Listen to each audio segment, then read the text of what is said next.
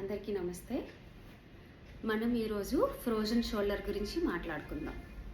దీన్నే adhesive capsulitis అంటారు, లేదా పెరి ఆర్థరైటిస్ ఆఫ్ షోల్డర్ అంటారు. ఇందులో ఏమవుతుంది అంటే మన షోల్డర్ జాయింట్ చుట్టూ ఒక క్యాప్సూల్ అనేది ఉంటుందన్నమాట. ఒక పొర లాంటిది ఉంటుంది.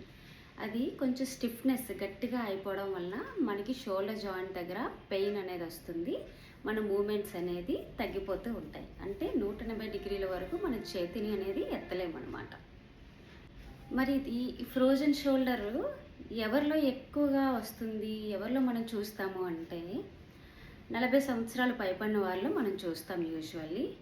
అలాగే డయాబెటీస్, షుగర్ ఉన్న వాళ్ళలో ఫ్రీక్వెంట్గా ఇది చూస్తూ ఉంటాము. థైరాయిడ్ ఉన్న వాళ్ళలో చూస్తాము.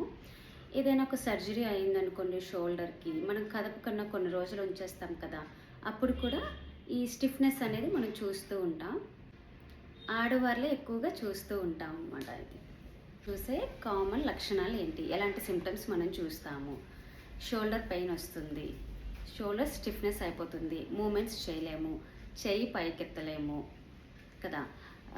తర్వాత మనం హెయిర్ దువ్వుకోలేము, షర్ట్ వేసుకోలేము, బ్లౌజ్ వేసుకోలేము, చేతిని వెనక్కి తీసుకెళ్ళి వీపు రుద్దుకోవడం కూడా కష్టంగా ఉంటుంది. ఇలాంటి కామన్గా కొన్ని లక్షణాలు అనేవి ఈ కండిషన్లో మనం ఈ ఫ్రోజన్ షోల్డర్ అనేది యూజువలీ మనం 3 స్టేజెస్లో చూస్తూ ఉంటాం. ఫ్రీజింగ్ స్టేజ్ అని, ఫ్రోజన్ స్టేజ్ అని, థాయింగ్ స్టేజ్ అని. ఫస్ట్ స్టేజ్లో ఏమవుతుందంటే పెయిన్ అనేది కొంచెం ఎక్కువగా ఉంటుంది, స్టిఫ్నెస్ తక్కువగా ఉంటుంది. సెకండ్ స్టేజ్లో ఏమవుతుంది అని అంటే పెయిన్ కొంచెం తగ్గుతుంది, స్టిఫ్నెస్ అనేది చాలా ఎక్కువైపోయి మూమెంట్ అనేది రిస్ట్రిక్ట్ అయిపోతుంది. థర్డ్ స్టేజ్లో ఏమవుతుంది అని అంటే నొప్పి తగ్గుతుంది, మూమెంట్ కూడా నెమ్మదిగా మళ్ళీ తిరిగి వస్తుంది అనమాట. మరి ఫ్రోజన్ షోల్డర్కి ఎలాంటి ట్రీట్మెంట్ అనేది ఉంటుంది? యూజువల్లీ పెయిన్ ఉంటుంది కాబట్టి ఫస్ట్ కన్జర్వేటివ్ మేనేజ్మెంట్ కింద మనం పెయిన్ కిల్లర్స్ అనేది వాడతాము. తర్వాత యూజువల్లీ దీనికి మెయిన్ ట్రీట్మెంట్ ఎక్సర్సైజెస్ అనేవి చేస్తూ ఉండాలి. ఫిజియోథెరపీ ట్రీట్మెంట్ అనేది ఉంటుంది.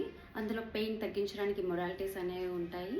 స్ట్రెచ్చింగ్ ఎక్సర్సైజెస్ చేయాలి, జాయింట్ మొబిలైజేషన్ అనేది చేయాలి. కొంచెం రేంజ్ అనేది పెరిగిన తర్వాత, రేంజ్ వచ్చిన తర్వాత మనం ఈ షోల్డర్ చుట్టూ ఉన్న మజిల్స్ని స్ట్రెంథన్ చేయడానికి స్ట్రెంథనింగ్ ఎక్సర్సైజెస్ అనేవి ఉంటాయి. ఇవన్నీ కూడా చేస్తూ ఉండాలి. ఫ్రోజన్ షోల్డర్లో ఎలాంటి జాగ్రత్తలు తీసుకోవాలో ఒకసారి మనం చూద్దాం. ఫస్ట్ మన చేతిని రెస్ట్లో ఉంచొద్దు, జెంటల్ మూమెంట్స్ అనేది కంటిన్యూ చేయండి.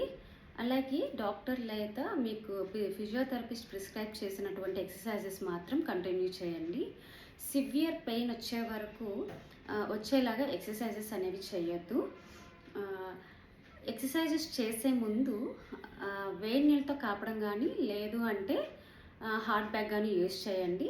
డయాబెటీస్ ఉంటే డయాబెటీస్ని కంట్రోల్లో ఉంచండి. సడన్ జర్కీ మూమెంట్స్ కానీ, ఫోర్స్ఫుల్ మూమెంట్స్ కానీ చేయకూడదు. అలాగే హెవీ వెయిట్స్, చాలా పెద్ద పెద్ద బరువులు అనేవి లిఫ్ట్ చేయకుండా చూసుకోండి. ఇలాంటి జాగ్రత్తలు అనేవి తీసుకుంటూ ఉండాలి. మరి ఫ్రోజన్ షోల్డర్ కేసులో రికవరీ టైం ఎంతవరకు పట్టచ్చు? యూజువల్లీ ఇలాంటి కేసులో రికవరీ టైం అనేది మనకి ఎర్లీగా మనం గుర్తించినట్టయితే, ఎర్లీగా అండ్ ఎక్సర్సైజెస్ అనేవి చేసినట్టయితే పెయిన్ తగ్గి మూమెంట్ అనేది నార్మల్గా వచ్చే ఛాన్స్ అనేది ఉంటుంది. లేదు కొన్ని కేసెస్లో 1 నుంచి 3 సంవత్సరాల వరకు టైం అనేది పడుతుంది.